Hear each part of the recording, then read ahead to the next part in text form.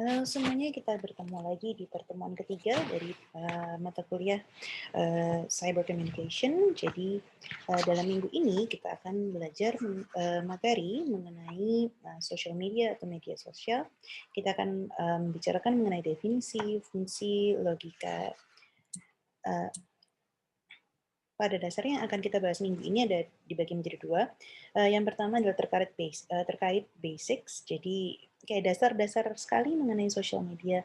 Kemudian kita juga akan bicarakan mengenai logics atau ya logikanya media massa dan juga logikanya social media, di mana letak perbedaannya dan sebagainya.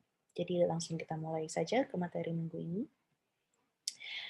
Yang pertama kita harus sebelum kita mempelajari lebih lanjut mengenai social media atau media sosial, kita harus tahu terlebih dahulu sebenarnya definisi atau sebenarnya media sosial itu apa sih.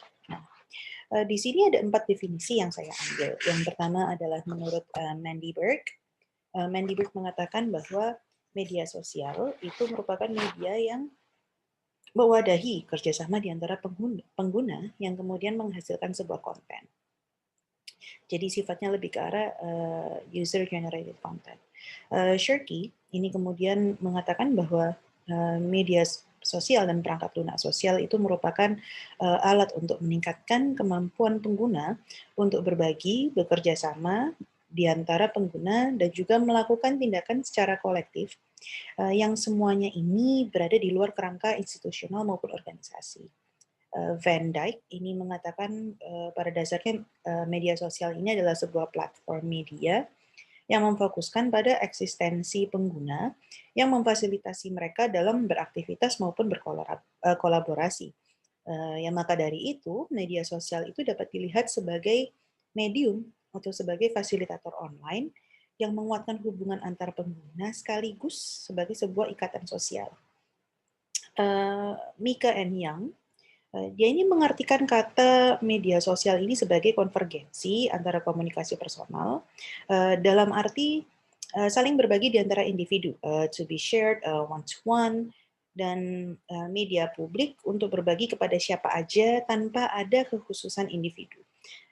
Dari berbagai definisi tersebut, jadi sebenarnya kesimpulannya media sosial itu merupakan medium di internet yang memungkinkan para penggunanya untuk merepresentasikan diri mereka sendiri maupun berinteraksi dan juga bekerja sama, berbagi, dan berkomunikasi dengan pengguna lain dan juga membentuk sebuah ikatan sosial secara virtual. Jadi itu sebenarnya definisi dari media sosial.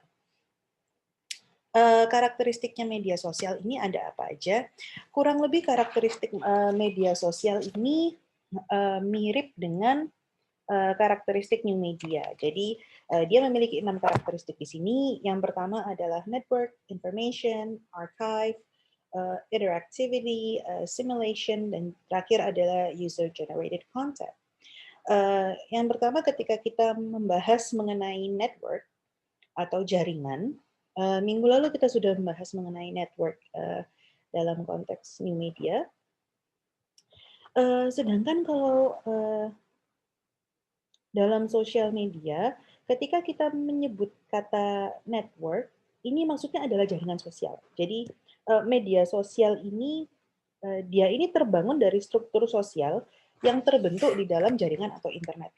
Jadi ketika seseorang itu menggunakan media sosial, goal utama atau tujuan utama komunikasi, kerjasama, dan segala bentuk aktivitas yang terjadi itu kurang lebih untuk membangun relasi sosial antara user satu dengan user yang lainnya. Sehingga karakternya ini secara spesifik yang dimaksud dengan jaringan sosial adalah membentuk jaringan di antara penggunanya dalam konteks sosial masyarakat. Nah, dalam informasi, karakteristik informasi ini maksudnya apa? Nah, di sini saya tuliskan adalah terkait encoding dengan encoding, kemudian informasi ini menjadi sebuah komoditas. Nah, kalau kita melihat karakter informasi di media sosial, ini sebenarnya kita bisa melihat dari dua segi.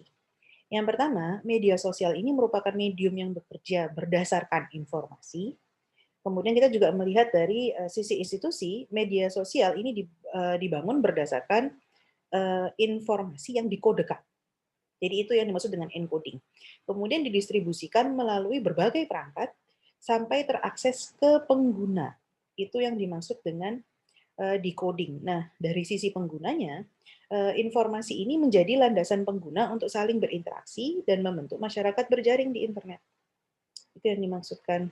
Jadi informasi ini ketika kita memberikan informasi di sosial media, informasi yang kita berikan, entah itu suara, gambar, atau suara, gambar, video, dan sebagainya, itu kemudian ya itu kemudian dirubah menjadi sebuah kode. Dan ketika seseorang itu menerima pesan kita atau mengakses konten yang ingin kita dapatkan, mereka ini kemudian melakukan decoding. Jadi kode-kode tersebut kemudian dimunculkan, didistribusikan hingga teraksesnya ini kemudian terdecode seperti itu. Jadi kayak kodenya tercrack untuk menghasilkan, bukan tercrack ya, kodenya kemudian dibentuk sedemikian rupa menjadi sesuai dengan apa yang Anda kirimkan awalnya. Nah, yang poin yang kedua, informasi menjadi komoditas. Maksudnya ini setiap orang yang ingin masuk ke sosial media itu harus menyertakan informasi pribadinya, terlepas itu asli atau enggak, dan kalian pakai email palsu atau enggak, intinya kalian harus ada informasi yang kalian berikan untuk memiliki sebuah account atau akses. Nah, data yang kalian unggah ini kemudian bisa menjadi komoditas dari sisi bisnis. Ini juga bisa diperdagangkan. Ini yang menjadi ini adalah salah satu karakteristik informasi dari sosial media. Nah, karakteristik yang ketiga itu adalah arsip atau archive. Sosial media ini sebagai ruang perpustakaan virtual. Jadi maksudnya apa? Harus dipahami bahwa semua informasi yang kalian berikan itu pasti akan tersimpan dan dapat kalian akses kapanpun dan dengan perangkat apapun. Apapun yang kalian posting di Facebook, itu tidak akan hilang begitu saja. Bahkan setelah kalian uh, seperempat abad yang lalu kalian memposting sesuatu di Facebook, kalau Facebook udah ada, postingan Anda akan terus-menerus ada di situ. Itu kenapa itu disebut juga sebagai ruang perpustakaan virtual. Kalian tinggal mengakses aja. Perangkatnya itu tidak harus, contohnya kalian mau Instagram aja, kalian tidak harus membuka Instagram hanya dengan menggunakan smartphone kalian. Kalian bisa menggunakan komputer, kalian bisa menggunakan tablet. Itu yang dimaksud dengan ruang perpustakaan virtual. Nah, terkait dengan interactivity atau interaksi, kita tahu bahwa dalam social media itu sifatnya karakteristiknya sangat interaktif sekali. Jadi tidak ada yang hanya memberikan informasi tanpa mereka yang membaca atau mengaksesnya tidak memberikan feedback atau interaksi balik. Bahkan untuk vlog atau blog biasa, itu masih terdapat kolom komentar, di mana ketika kita membaca tulisan tersebut, kita bisa menuliskan komentar di dalamnya. Jadi terkait dengan karakteristik interactivity, yang pasti adalah interaksi antar pengguna ini dapat dalam bentuk yang sangat-sangat minimal. Kalau dikira kalian anggap bahwa dengan adanya kolom komentar itu adalah bentuk yang sangat minimal, sesungguhnya yang paling minimal, paling sederhana bentuk interaksi antar pengguna itu dapat dalam bentuk kalian mengklik tombol like atau di Facebook atau heart yang di Instagram dan sebagainya. Simulation itu maksudnya simulasi. Jadi media sosial ini merupakan simulasi dari realitas interaksi sosial. Simulasi realitas yang dimaksud ini apakah realitas yang memang sesuai dengan kehidupan real penggunanya atau itu adalah sebuah realitas yang ingin dibentuk oleh seseorang. Dan interaksi-interaksi atau simulasi yang diciptakan di sosial media ini yang berkaitan dengan interaksi sesama usernya. yang terakhir, user generated content, ini maksudnya konten-kontennya ini berdasar sepenuhnya itu adalah milik dan berdasarkan kontribusi pengguna. Jadi apa yang kalian post di media sosial itu sepenuhnya milik Anda, dan seberapa jangkauan atau scope yang dapat dicapai oleh postingan Anda di sosial media tersebut itu adalah sepenuhnya berdasar dari kontribusi Anda sendiri. Nah, jenis-jenis sosial media itu ada apa aja? Jadi ya, jenis sosial media ini ada salah satunya, ada banyak jenis sih sebenarnya. Jadi ada aplikasi berbasis internet yang diciptakan berdasarkan teknologi ideologi web 2.0, memungkinkan adanya pertukaran terciptanya media jaringan sosial atau social networking pada dasarnya. Contohnya ada Facebook, ada Instagram. Bentuk media sosial lainnya ada blog, kita bisa lihat itu di Blogspot atau di WordPress. Ada juga jurnal online sederhana atau microblogging, itu menggunakan Twitter, sharing media atau media sharing, itu menggunakan Fourshared, penanda sosial atau social bookmarking, itu contohnya adalah Pinterest. Nah, membuat media konten bersama, itu juga salah satu jenis sosial media atau istilahnya wiki. Konten yang dibuat oleh pengguna atau kaplan, maaf ini ada kesalahannya. Yang terakhir adalah interaksi memunculkan mohon maaf, ini sepertinya ada kesalahan. Jadi itu tadi sampai ke wiki, tadi itu adalah jenis-jenis sosial media.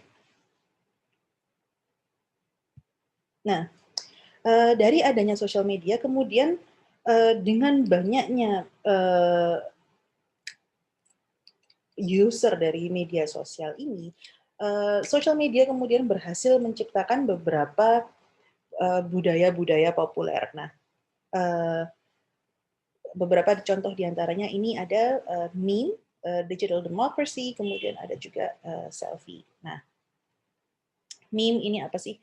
Kita kan sering sekali melihat foto-foto meme yang terkadang ada fotonya orang kemudian dikasih kayak caption seperti itu. Nah, ada 3 komponen sebenarnya dari meme ini. Yang pertama ada komponennya ada manifestasi, kebiasaan, dan keidealan. Jadi pada dasarnya meme ini adalah dianggap sebagai sebuah karya seni dan ini karya seni visual yang syarat akan pesan-pesan yang lebih ke arah, bukan nyinyir ya, tapi lebih ke arah mereka berusaha untuk mengkritisi. Jadi bagaimana sesuatu itu dapat menjadi lebih baik, mereka menggambarkannya dengan menggunakan meme. Jadi meme ini merupakan manifestasi atau gambaran dari realitas offline. Jadi apa yang mereka rasakan atau mereka lihat secara offline atau secara realita, ketika mereka ingin mengekspresikan perasaan mereka, pemikiran mereka, hal itu termanifestasi dalam bentuk meme ini. Mereka mengekspresikannya ini dalam secara visual ini dengan menggunakan meme. Nah, dan itu sesuai dengan kebiasaan, yaitu mengungkapkan sebuah ekspresi atau emosi kalau menggunakan meme tersebut. Dan terkait dengan keidealan, jadi meme itu berusaha untuk secara sarkas, berusaha untuk menggambarkan bagaimana seharusnya sesuatu yang terjadi atau suatu hal yang terjadi di kehidupan nyata itu seharusnya. Jadi bentuknya lebih ke arah sarkasme atau satir. Jarang atau kecil sekali kemungkinan kita melihat yang namanya meme itu adalah sebuah petuah atau saran indah mengenai kehidupan. Bukan itu cara kerjanya meme.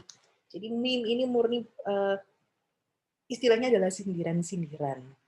Tapi ini menjadi sebuah culture sih, menjadi sebuah budaya dari para pengguna sosial media tentang bagaimana mereka mengekspresikan adanya suatu bentuk rebellion atau pemberontakan, bukan pemberontakan, atau kritik terhadap sesuatu. Mereka larinya biasanya akan terkadang itu menggunakan meme. Cara kedua yang dapat juga digunakan sebagai bentuk kritik. Kalau misalkan meme tadi mereka mengambil jalur sarkasme, mengambil jalur visual expression, jadi ekspresi ketidakpuasannya itu mereka tuangkan ke dalam seni visual, sedangkan ada juga yang namanya digital democracy. Bagaimana dengan adanya media sosial ini media sosial ini memberikan wadah bagi siapapun untuk dapat menyampaikan segala bentuk aspirasi dan opini mereka tanpa terkecuali. Jadi salah satu aspek yang harus saya sampaikan adalah media sosial ini memunculkan ruang virtual untuk digunakan sebagai ruang untuk menyampaikan aspirasi, di mana dalam media sosial tidak ada hierarki, sehingga media sosial ini kerap sekali digunakan oleh praktisi politik untuk meraih simpati dan juga berkampanye di dunia online.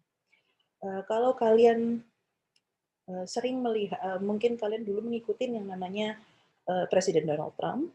Presiden Donald Trump itu adalah salah satu presiden yang sangat-sangat aktif sekali menggunakan sosial media, khususnya Twitter. Dan ini segala pemikiran atau opini-opini yang dia miliki, baik itu ketika dia masih menjadi calon presiden hingga ketika dia menjadi seorang presiden, semua itu dituangkan secara spesifik ke Twitter sehingga masyarakat atau pengagum-pengagum Donald Trump ini dapat mendapatkan informasi tersebut. Donald Trump pada biasanya dia menggunakan Twitter, tapi karena adanya peristiwa riot yang akhirnya masuk ke gedung DPR Amerika Serikat, kemudian dia berpindah ke Facebook dan mengakibatkan, dan karena semua tweet dan semua postnya Donald Trump yang dia gunakan untuk mengkampanyekan dirinya, menggunakan untuk menjatuhkan Joe Biden, itu pada akhirnya berimbas pada dia kemudian diblok di hampir seluruh platform sosial media. Jadi terlepas tidak ada hierarki, tapi sesungguhnya kembali lagi kepada yang dibahas awalnya bahwa Indian, ketika kita membicarakan mengenai interaksi sosial, sebenarnya terdapat juga etika, terdapat juga peraturan, dan ini juga berlaku di media sosial. Terlepas media sosial itu memberikan kita kemampuan untuk menjadi anonim, memberikan kita untuk menjadi orang lain. However, peraturan-peraturan yang terdapat di dunia nyata itu ternyata juga berlaku di sana. Dan salah satunya korbannya ini bahkan Presiden Amerika Serikat saat itu, yaitu Donald Trump. Nah, ini juga adalah budaya baru, bukan budaya baru, ini juga salah satu budaya yang ditampilkan oleh atau hasil dari adanya social media. Budaya ini adalah selfie atau self-portrait. Nah,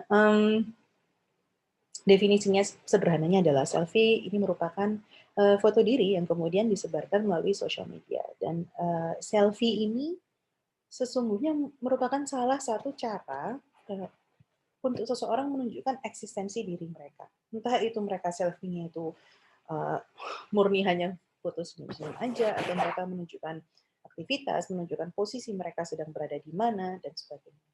Jadi selfie ini adalah salah satu cara bagi pengguna itu untuk menunjukkan dirinya sendiri secara terbuka di media sosial. Apa saja sih sebenarnya yang menyebabkan selfie culture ini kemudian, budaya selfie ini kemudian tersebar sebegitunya, atau ya menjadi sebuah budaya gitu di sosial media. Ada banyak alasan sebenarnya. Ada terkait dengan narcissism, ada terkait dengan confidence issue. Jadi tidak semua orang yang selfie itu murni karena mereka narsis, tapi ada juga yang dikarenakan mereka memiliki confidence issue, sehingga mereka ingin menciptakan diri mereka yang baru di ranah sosial media dengan menampilkan diri mereka. Karena in real life mereka tidak dapat melakukannya, sehingga mereka memportray diri mereka di sosial media dengan terkesan lebih confidence. Nah, kurangnya apresiasi diri, a need for approval and belonging. adanya kebutuhan akan pengakuan dan juga kepemilikan. Maksudnya kepemilikan adalah dia merasa berada di suatu kelompok atau suatu masyarakat tertentu. Jadi dia berasa dia memiliki rasa kepemilikan, dia dianggap oleh suatu komunitas tertentu. Itu adalah alasan mengapa selfie ini kemudian menjadi suatu hal yang semua orang pasti melakukannya. Although generasi sekarang itu akan cukup sedikit, ya agak sedikit uh, tidak terlalu memandang positif mengenai selfie. However, ada alasan-alasan sosiopsikologis sebenarnya di baliknya. Jadi ya tidak semua selfie itu sesungguhnya negatif in a way. Dan ini merupakan sebuah budaya hasil dari social media. Tanpa adanya social media, kita tidak akan menemukan atau menciptakan apa ini yang namanya selfie, apa ini namanya meme, dan juga digital democracy.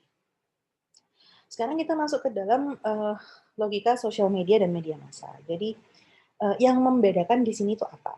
Nah, kalau media massa, logikanya, the logicsnya media massa, ia merupakan seperangkat prinsip atau rasionalitas cara berpikir yang diciptakan dalam dan oleh institusi media yang ditanamkan pada masyarakat dan mendominasi struktur organisasinya. Sedangkan kalau social media logic, dia merupakan kumpulan aplikasi berbasis internet yang menciptakan fondasi ideologi dan teknologi dari Web 2.0 yang mengizinkan pengguna untuk menciptakan dan bertukar konten. Jadi kalau misalkan mass media logic, ini ada orang-orang, ada institusi media di balik di balik cara bekerja atau cara berfungsinya itu. Sedangkan kalau social media logic ini kita membahas mengenai aplikasi berbasis internet. Nah, kita akan bahas sedikit mengenai mass media logic, sedikit refreshing. Jadi logikanya mass media yang pertama adalah media massa ini mampu menciptakan atau dia mampu memframing realita dan mempertahankan klaim atas netralitas dan mandiri maksudnya tidak terpengaruh pihak lain.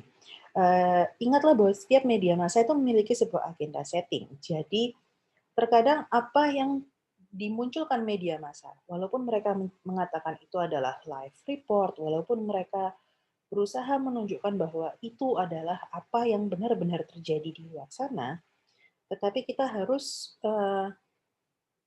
memahami bahwa selalu ada subjektivitas, selalu ada framing yang berusaha dilakukan oleh media massa tersebut. Walaupun mereka itu selalu mengaku bahwa mereka ini netral dan mandiri. Padahal kita tahu bahwa media massa itu tidak seperti itu. Mereka agendanya selalu ada. Logika yang kedua adalah mereka ini mampu menunjukkan netralitas seolah-olah mereka ini memberikan panggung untuk segala sisi, segala opini, segala sudut pandang, walaupun sesungguhnya yang mereka lakukan ini sudah tersetting sedemikian rupa, dan apa yang bertentangan dengan mereka itu mereka sudah sangat memfilter. Bahkan jika media massa ini mengundang seseorang, itu pasti ada alasan di baliknya mengapa orang spesifik ini yang diundang, mengapa tidak yang lainnya, dan itu akan selalu disesuaikan dengan agenda setting media massa tersebut. Nah, yang ketiga, orang yang menjadi media personalities itu biasanya bukan karena reputasi atau kapabilitas, namun berdasarkan kesesuaian dari format atau konsep media tersebut.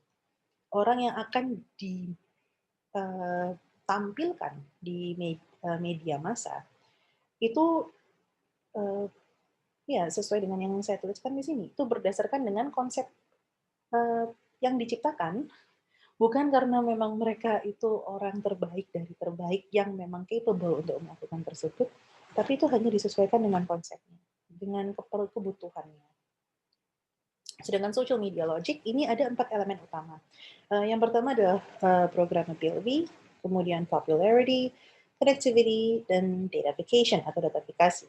Nah, yang dimaksud dengan programmability ini apa? Maksudnya adalah kemampuan pihak pusat untuk memanipulasi konten dan mendefinisikan pengalaman khalayak terus mengalir.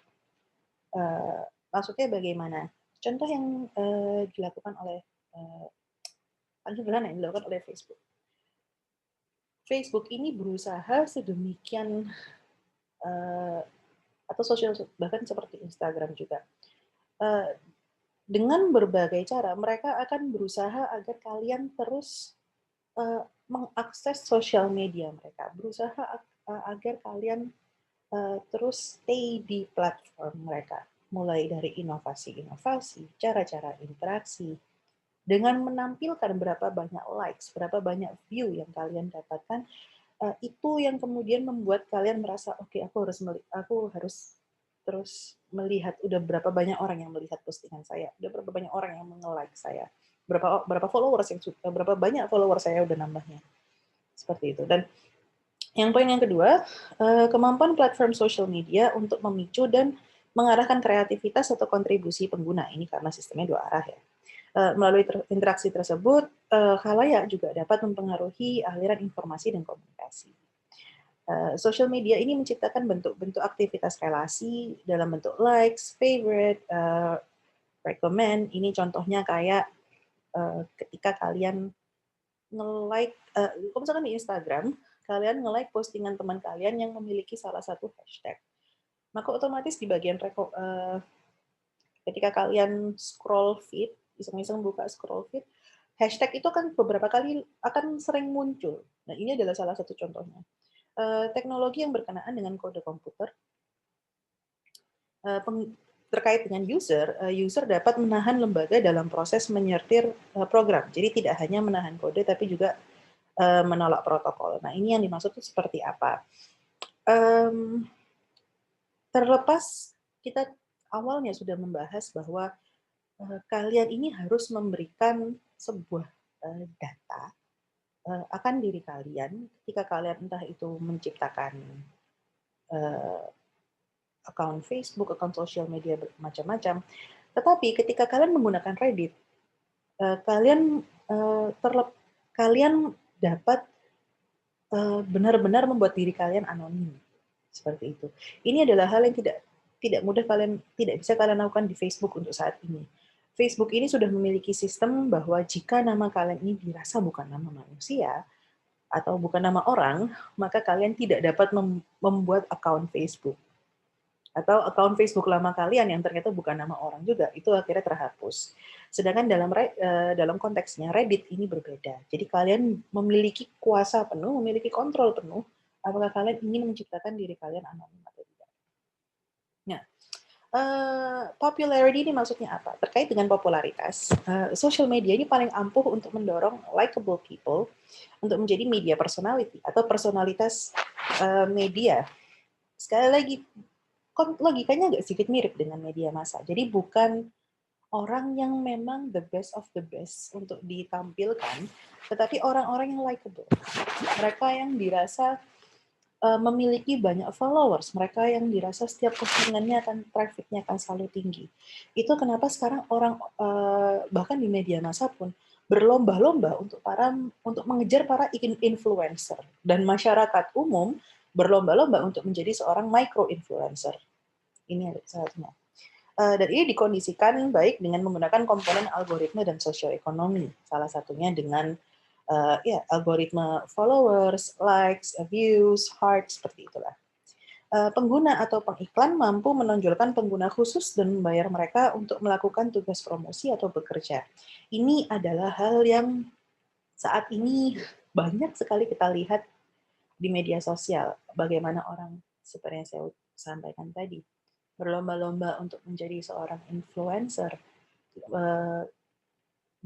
berlomba-lomba untuk meng-hire seorang influencer, atau masyarakat umum mereka berlomba-lomba untuk menjadi seorang micro influencer.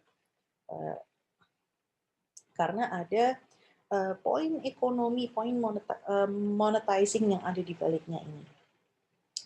Nah, yang membedakan dengan mass media logic adalah kemampuan untuk mengukur popularitas di waktu yang bersamaan dan ketika mereka berusaha untuk mempengaruhi atau memanipulasi ranking tersebut.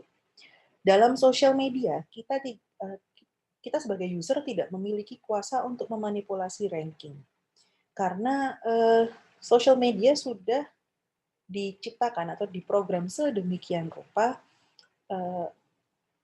untuk menampilkan secara real time data-data yang berupa angka, yang dapat membantu mengukur popularitas seseorang. Ini yang membedakan dengan media massa. Bagaimana kita bisa tahu bahwa seseorang itu terkenal kalau di media massa. Sedangkan di sosial media, kita kalau mau tahu seberapa populer seseorang, kita hanya tinggal lihat, oke, berapa followersnya dia. Satu postingan dia ada berapa likes, ada berapa komen, ada berapa view kalau misalkan dia menampilkan video. Yang menjadi masalah itu adalah ketika terkait dengan manipulasi ranking, yang sering sekali terjadi adalah terkait jika ini salah satu bentuknya itu seperti YouTube yang sering sekali angka views-nya dan angka followersnya tiba-tiba berhenti. Nah, ini kemudian yang menjadi questioning the system yang terkait popularity. Apakah video tersebut tidak sepopuler sepopuler apa yang angkat di situ. However, YouTube bukan media sosial sih. Nah, connectivity ini ada poin pertama adalah mengarah kepada kemampuan sosioteknis dari network platform untuk menghubungkan konten kepada pengguna dan periklan dalam ekosistem sosial media. Ini satu. Yang kedua adalah merupakan strategi maju untuk menghubungkan pengguna ke konten, pengguna ke pengguna, platform ke pengguna, pengguna ke pengiklan, dan platform ke platform secara algoritma. Yang membedakan dia dengan media massa adalah sosial media ini memperluas jaringan individu atau pengguna berdasarkan inisiatif pengguna atau kelompok yang terbentuk otomatis atau rekomendasi yang telah disesuaikan dengan pengguna. Maksudnya connectivity ini apa? Bagaimana seseorang itu dapat memutuskan dia ingin berinteraksi dengan siapa. Ini yang membedakan dengan media massa. Ketika kita berinteraksi dengan seseorang di sosial media, semua itu murni keinginan kita sendiri. Kita ini ingin berinteraksinya itu, maksudnya pengguna dengan platform adalah kita ini mau menggunakan platform apa itu murni punya kita sendiri, murni pilihan kita sendiri. Kita menggunakan Twitter, kemudian kita menggunakan Instagram, kita menggunakan TikTok dan sebagainya. Jadi cara seseorang itu untuk memperluas network mereka itu murni berdasarkan inisiatif pribadi tanpa ada campur tangan atau tanpa diarahkan oleh kalau di media massa stasiun misalkan TV, stasiun televisi atau kantor berita tersebut. Jadi murni ini semuanya connectivity dilakukan oleh keinginan individu masing-masing.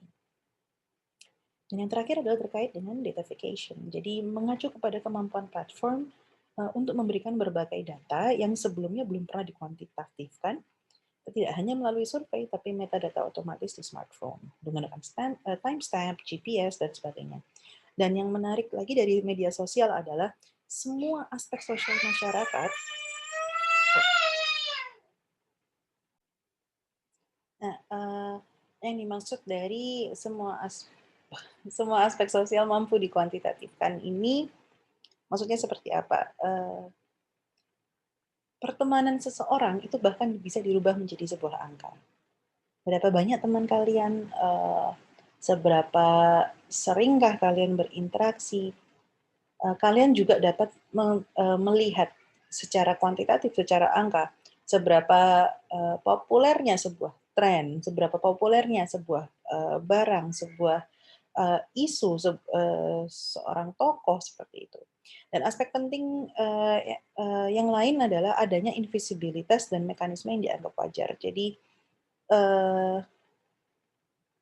usernya ini memiliki kuasa penuh untuk memutuskan dirinya ini ingin menjadi public atau private di ranah di sosial media seperti itu. Dengan adanya persetujuan, apakah Anda setuju dengan terms and conditions seperti ini? Kalian klik yes, itu berarti Anda menyetujui peraturan entah itu untuk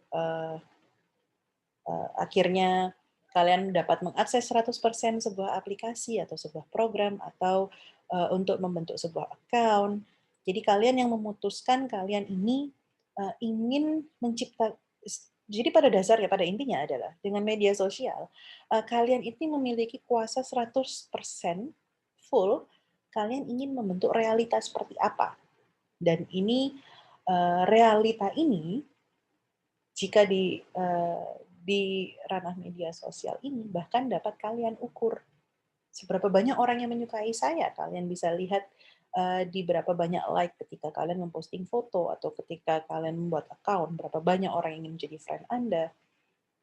Kalau kalian ingin mencari tahu, oke, berapa banyak yang benar-benar uh, mendengarkan pendapat saya, kalian tinggal menuliskan opini kalian, terus kalian meminta saran, lalu banyak yang memberikan komentar. Komentarnya dengan kalian bisa melihat dengan angka berapa orang yang tertarik atau terlibat dengan isu yang Anda unggah atau pemikiran Anda dan sebagainya. So basically itu sebenarnya logikanya media sosial. So, oh maaf. Jadi terima kasih banyak atas perhatiannya minggu ini. Jangan lupa tugas dan absensi yang ada di Elitab dikerjakan waktu yang kalian miliki adalah 24 jam. Terima kasih banyak. Kita ketemu lagi minggu depan secara asinkron.